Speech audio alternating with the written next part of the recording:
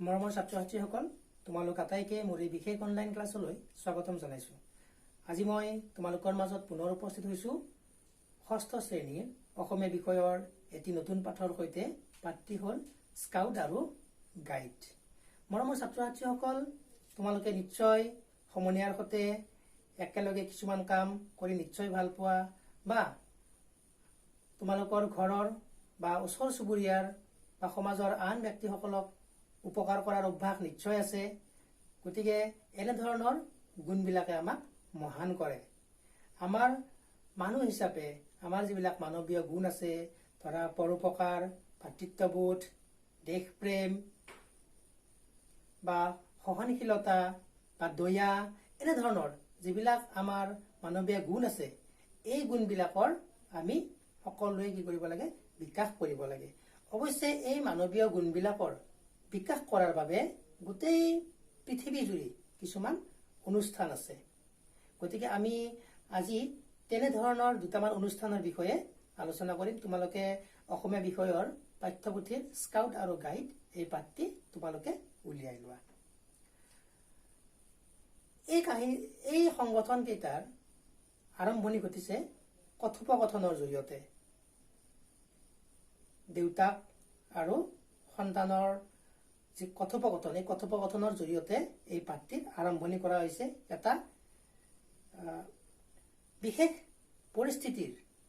পৰিস্থিতিক লৈ এই কথোপকথনটি আৰম্ভ হৈছে। গতিকে এদিন তাৰমানে দেউতাকৰ সৈতে দৰ্শনা এনেকৈ টিভি চাই আছিলে। টিভিত বা দূৰদৰ্শনত নিউজ চাই আছিলে। নিউজ চাই থাকোঁতে সেই সময়ত বানপানীত পুঠিমাৰী নৈৰ যি মাথাউৰি, এই মাথাউৰি ভাঙি গোটেই বিস্তীৰ্ণ অঞ্চল প্লাবিত কৰিছে, অৰ্থাৎ বানপানীয়ে বুৰাই পেলাইছে। এতিয়াও অৱশ্যে বানপানী, চাৰিওফালে বানপানী, পুঠিমাৰী মাথাউৰি এতিয়াও ভাঙিছে। গতিকে মাথাউৰি ভাঙিলে বা যিবিলাক ঠাইত বানপানী উঠে, সেই ঠাইবিলাকৰ অৱস্থা কেনেকুৱা হয় নিশ্চয় তোমালোকে জানা। সেই ঠাইবিলাকৰ মানুহবিলাকৰ বা জনসাধাৰণৰ বা জীৱ জন্তুৰ কি অৱস্থা হয় তোমালোকে নিশ্চয় জানা। গতিকে সেইখন অতি মৰ্মান্তিক, অতি দুখ লগা এখন ছবি। গতিকে ঠিক সেই সময়তো পুঠিমাৰীৰ যে নদীৰ মাথাউৰি ভাঙি গোটেই অঞ্চল বানপানীয়ে বুৰাই পেলাইছিলে। আৰু এই নিউজটো টিভিত সম্প্ৰচাৰ হৈ আছিলে। তেতিয়া দৰ্শনাই দেউতাকক সুধিলে, আৰু সেই বানবিধ্বস্ত ৰাইজক সহায় কৰাৰ বাবে চৰকাৰী বাহিনীয়ে বিভিন্ন ধৰণৰ খাদ্য সামগ্ৰী যোগান ধৰে। তোমালোকে নিশ্চয় জানা, চাউল দাইলকে আদি কৰি বিভিন্ন ধৰণৰ খাদ্য সামগ্ৰী যোগান ধৰে। লগতে সেই বানপীড়িত ৰাইজক উদ্ধাৰ কৰাৰ বাবে চৰকাৰী বাহিনীয়ে অহৰহ চেষ্টা কৰে, যথেষ্ট কষ্ট কৰি চৰকাৰী বাহিনী বা আমাৰ যিবিলাক দুৰ্যোগ ব্যৱস্থাপনা বিভাগৰ যিবিলাক কৰ্মী আছে, তেওঁলোকেও যথেষ্ট সহায় কৰি মানুহবিলাকক উদ্ধাৰ কৰে। ঠিক তেনেতে দৰ্শনাই দেখিলে কি টিভিত যে কিছুমান যুৱক যুৱতী নীলা পোচাক, মূৰত টুপি আৰু ডিঙিত স্কাৰ্ফ লৈ পেলাই সেই চৰকাৰী বাহিনীৰ লগত যুৱক যুৱতীসকলে তেওঁলোকক সহায় কৰি আছে, বানবিধ্বস্ত ৰাইজক সহায় কৰি আছে। তেতিয়া দৰ্শনাই দেউতাকক সুধিলে যে এই মানুহবিলাক কোন, এই যুৱক যুৱতীবিলাক কোন? নিশ্চয় চৰকাৰী বাহিনী নেকি, বা চৰকাৰী বাহিনী বা পুলিচৰ মানুহ নেকি? তেনেকে প্ৰশ্ন কৰিছে।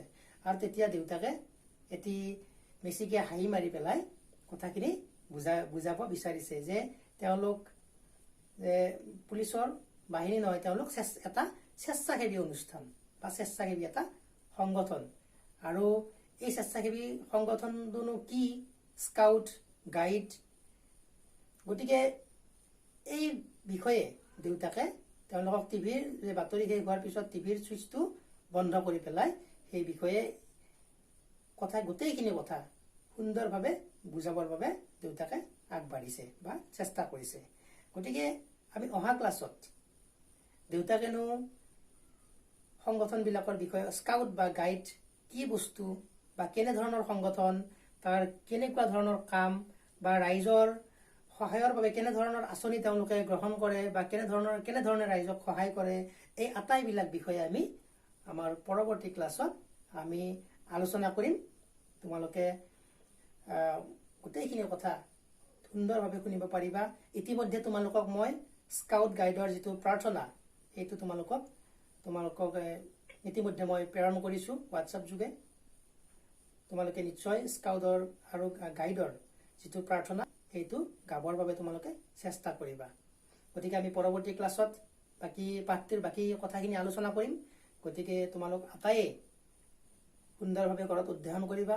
আজিৰ দিনটো তোমালোকৰ আটাইৰে শুভ হওক, মংগলময় হওক তাৰ কামনা কৰি আজি এই মোৰ বিশেষ অনলাইন ক্লাছটি ইমানতে সামৰণি মাৰিছোঁ। ধন্যবাদ।